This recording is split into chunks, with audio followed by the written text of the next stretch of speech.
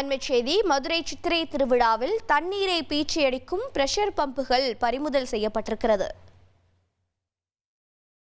இது பற்றிய விவரங்களை செய்தியாளர் ஜான் கிறிஸ்டோபர் வழங்கிட கேட்கலாம். ஜான் கிறிஸ்டோபர் வணக்கம். இந்த தண்ணீரை பீச்சியடிக்கும் பிரஷர் பம்புகள் எதற்காக பறிமுதல் செய்யப்பட்டிருக்கிறது, அதன் பின்னணி என்ன?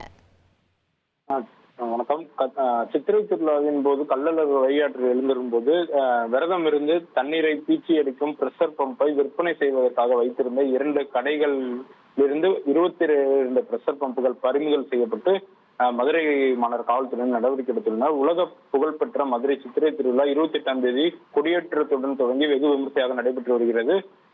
விழாவின் முக்கிய நிகழ்வாக 12ஆம் தேதி கள்ளழகர் மதுரை வைகை ஆற்றில் எழுந்தருள இருக்கிறார். இதனை காண்பதற்கு மதுரை மட்டுமின்றி பல்வேறு மாவட்டங்களைச் சேர்ந்த 10 லட்சத்திற்கும் அதிகமான மக்கள் கூடுவார்கள்.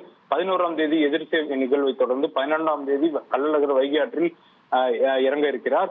கள்ளழகர் வைகை ஆற்றில் இறங்கும் போது பல்வேறு கிராமங்களை சேர்ந்தவர்கள் விரதம் இருந்து கள்ளழகரை வரவேற்கும் விதமாக தோல் பைகளில் சுத்தமான தண்ணீர் நிரப்பி அதில் துடிப்பு இணைத்து பாரம்பரிய முறைப்படி தண்ணீர் பீச்சி அடிப்பது, அந்த முறையை தீர்த்தவாரி செய்து வழிபடுவது வழக்கம். இந்நிலையில் கடந்த சில ஆண்டுகளாக கள்ளழகர் தீர்த்தவாரி நிகழ்வின் போது சிலர் அந்த இயல்பாக அடிக்கும் தோல்பையை உடன் சேர்த்து சில பிரஷர் பம்புகளை இணைத்து தண்ணீர் அடித்து வந்தனர். அது வேகமாக தண்ணீர் பீச்சி அடிப்பதால் சிலர் அங்கு உள்ள பொதுமக்களுக்கு அது இடையூறு ஏற்படுத்தும் என உயர்நீதிமன்றத்தில் இது தொடர்பாக வழக்கம் தொடரப்பட்டது. இந்நிலையில் உயர்நீதிமன்ற அறிவுறுத்தல்படி அது போன்ற பிரஷர் பம்புகளை பீச்சி தண்ணீர் அடிக்கக்கூடாது எனவும் முறையாக நேர்த்திக்கடன் செலுத்துபவர்கள் ஒழுக்கமாக செய்ய வேண்டும் எனவும் அறிவுறுத்தப்பட்டிருந்தது. இந்நிலையில் இன்று மதுரையில் பிரஷர் பம்புகளை விற்பனை செய்வதற்காக வைத்திருந்த கடைகளை காவல்துறையினர் கண்டறிந்து அங்கிருந்து 22 பிரஷர் பம்புகளை கைப்பற்றி அந்த கடைகள் மீது வழக்கு பதிவு செய்து எச்சரித்து அனுப்பியுள்ளனர்.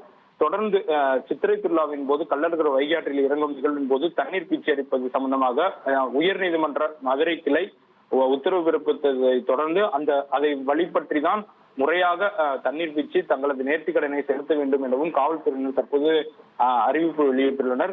இதை மீறுவோர் மீது தக்க நடவடிக்கை எடுக்கப்படும் என எச்சரித்துள்ளனர். உங்களுடைய தகவல்களுக்கு நன்றி ஜான் கிறிஸ்டோபர். உங்கள் தந்தி ஒன் தொலைக்காட்சியில் கர்ணன் தினமும் மாலை 5 மணிக்கு காண தவறாதீர்கள்.